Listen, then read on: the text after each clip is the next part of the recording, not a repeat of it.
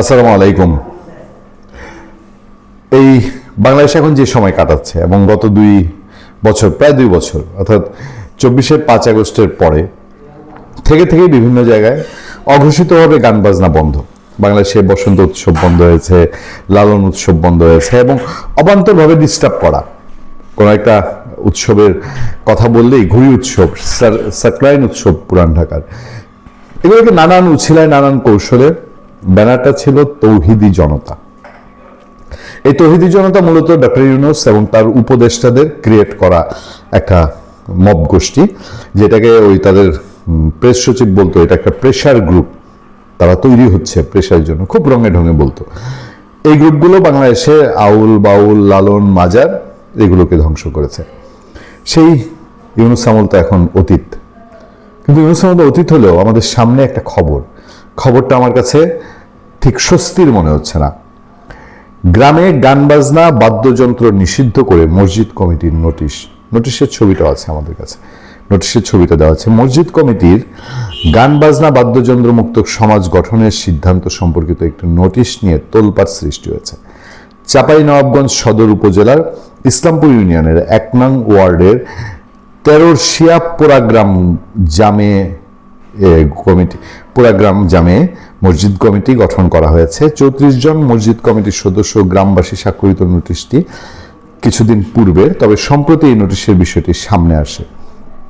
সামাজিক যোগাযোগ মাধ্যমে নোটিশটি ছড়িয়ে পড়লে প্রশাসন, আইন শৃঙ্খলা রক্ষাকারী বাহিনী সহ কর্তৃপক্ষের নজরে আসে। পুলিশ জানিয়েছে এই বিষয়ে মসজিদ কমিটির সঙ্গে পুলিশ কথা বলেছে। কমিটি বিষয়টি ঠিক হয়নি বলে দুঃখ প্রকাশ করেছে। সরি, আপনারা দিল একটা জুতার বাড়ি দিয়া সরি বলল, শেষ, মামলা খতম। ভবিষ্যতে এই ধরনের পদক্ষেপ গ্রহণ করা হবে না মর্মেও তারা অঙ্গীকার করেছে। আমি সাধুবাদ জানাই চাঁপাইনবাবগঞ্জের সংশ্লিষ্ট পুলিশকে, অন্তত মসজিদ কমিটিকে তারা ত্রুটিটা চেপে ধরতে পেরেছে। পুলিশ নোটিশ সম্বলিত ব্যানার পোস্টার জব্দ করেছে। ব্যানার পোস্টারও করা হয়েছে সেই নোটিশ সম্বলিত। কি অনুকূল পরিবেশে ছিল। নোটিশে উল্লেখ করা হয়, এত দ্বারা পোড়া গ্রামবাসীর পক্ষ হতে জানানো যাচ্ছে যে আমরা আমাদের গ্রামের পরিবেশ, যুব সমাজের নৈতিকতা এবং পারিবারিক শান্তি রক্ষার জন্য গ্রামের গণসম্মতির ভিত্তিতে শিরক, বিদাত, গান বাজনা ও অপসংস্কৃতি ইসলামের দৃষ্টিতে হারাম ও ক্ষতিকর হয়। গ্রামের সামাজিক কল্যাণের স্বার্থে আজ থেকে আমাদের গ্রামে প্রকাশ্যে উচ্চ শব্দে বাদ্যযন্ত্র বা গান বাজনা সম্পূর্ণরূপে হারাম, নিষিদ্ধ ঘোষণা করা হলো।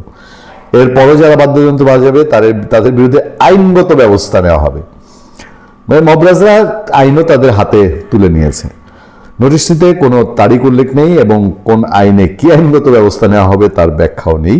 সংশ্লিষ্ট ইউপি ওয়ার্ড সদস্য জিয়াউল হক বলেন, সপ্তাহখানেক পূর্বে ফেসবুকে জানতে পারি যে এলাকায় গান বাজনা হবে না, বিয়ে বাড়িতে গান বাজনা হবে না, ধর্মবিরোধী কোনো কাজ গ্রামে চলবে না।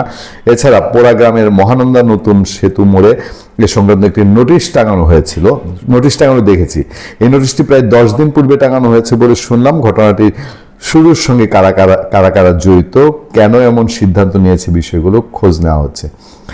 ওসি নুরে আলম তিনি বলছেন, 3 দিন পূর্বে ঘটনাটি জানার পর পুলিশ ওই মসজিদে গিয়ে ইমাম সহ সংশ্লিষ্ট সবার সঙ্গে কথা বলে পদক্ষেপ নিয়েছে। কমিটি ভুল স্বীকার করেছে। এই সংক্রান্ত পোস্টার, ব্যানার, কাগজপত্র জব্দ হয়েছে। কমিটিতে কঠোর সতর্ক করা হয়েছে, এলাকার দিকে নজর রাখা হচ্ছে। আর ইউনো বলছেন, ঘটনাটি জানার পরপরই ব্যাপারে পদক্ষেপ নেওয়া হয়েছে। মসজিদ কমিটি এ ধরনের কাজ করতে পারে না। এ ব্যাপারে ইউপি চেয়ারম্যান, সদস্য, গ্রাম পুলিশ সহ স্থানীয়দের প্রথমে ব্যবস্থা নিতে বলা হয়, পরে ওই মসজিদ কমিটির বিরুদ্ধে আইনগত ব্যবস্থা নেওয়ার কথা জানানো হয়। ভালো উদ্যোগ, ভালো। তবে তারা যে এই কাজটি করেছে, কোন সুযোগে, কোন পরিবেশে, তার মানে ইলেকশনের পরপরই এটা করেছে। ইউনূস আমলে এই কাজগুলো হয়েছে, এখনো কি সেই ধারাবাহিকতাই তারা রাখতে চায়? ভালো থাকবেন, সুস্থ থাকবেন। আপনার সাথে আমি আতিক রহমান, পূর্ণিয়া।